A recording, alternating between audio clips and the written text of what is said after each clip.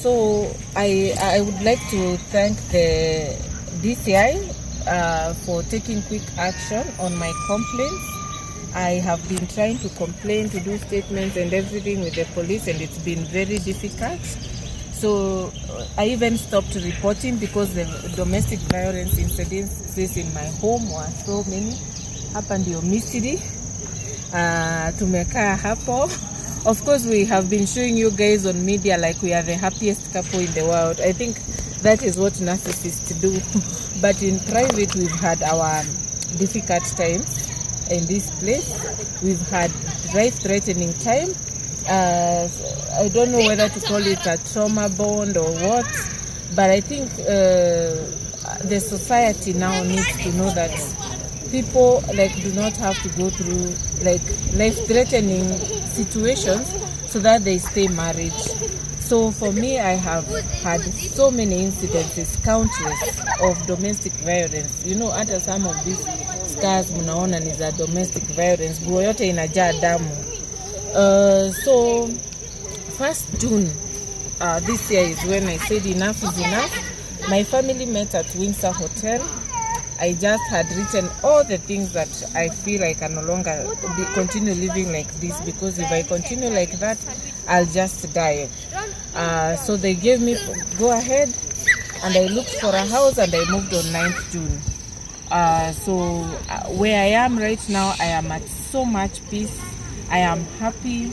We may not have all that we had when we were here, but I would like to say that families, please, if your loved ones are going through this kind of marriages, full of trauma, full of violence and such like things, it is not worth it. If we are to have marriages, let them be happy marriages. So I have seen across the world, a lot of women are praying for me and praying that for our family to be restored. But what I would like to tell you is that sometimes so many women, the only life they know, including me, is being married. But sometimes some have lost their lives trying to stay married to somebody who is not ready for marriage. So me, I've had my fair share. I left alive, but there are so many incidences where I would not have left alive. So let the DCI do his investigations to confirm the same. Lilian na Karo ako wapi? Karo, kujeni hapa kidogo. So these ladies are my nannies, and they have witnessed most of those incidences.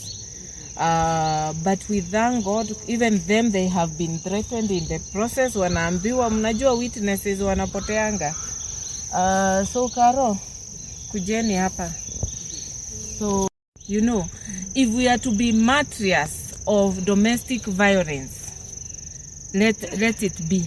But we cannot continue living like that because someone is so connected everywhere hatuwezi pata justice. We are not even asking for justice per se, but what we want is to make sure that even women know where to go, especially when they face this kind of incidences. Because I'm telling you, you hire a lawyer, the lawyer anakuwa bribed. You go to the police, anakuwa bribed. So unakuwa there is nowhere to go. And that's why you find many women, especially those married to influential people, they just relocate out of the country. It is many times I have thought of relocating from this country because of domestic violence and because there is no justice.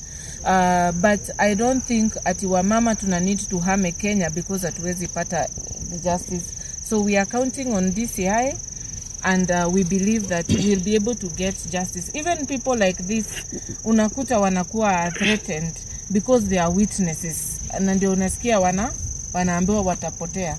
I believe that DCI will be able to make sure that women know where to go when they are faced by such. All these are my neighbors. All of them hakuna mtu ajui story yetu.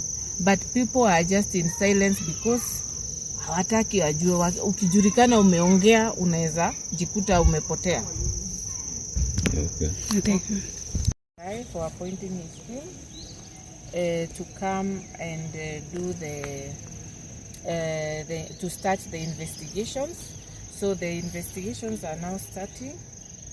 They have taken the CCTV decoder, they have taken the gun, but unfortunately the machete and the hacksaw sorry, the machete and the hacksaw cannot be found. So what was happening today, brief?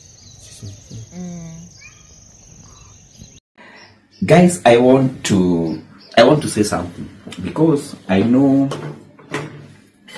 I want to do this for the sake of myself, my kids, my loved ones, and the bigger number of people who look up unto me. You know, for hard work, for resilience, for mentorship. That's why I'm doing this video. I know silence is looked up like the best, the biggest weapon. But sometimes we say, sometimes you look at things and you see silence has been, can be mistaken for guilt. So that's why I'm doing this video, guys. You guys saw some rumors being spread, all that, a lot of things. I hope to categorically talk about 2 things or 3. Yes, this lady in question was my professional nanny here in this house. You know, hii nyumba ndio hii. So yes, she was a professional nanny in this house, recruited professionally by my HR and my GM. She met the GM and she was recruited.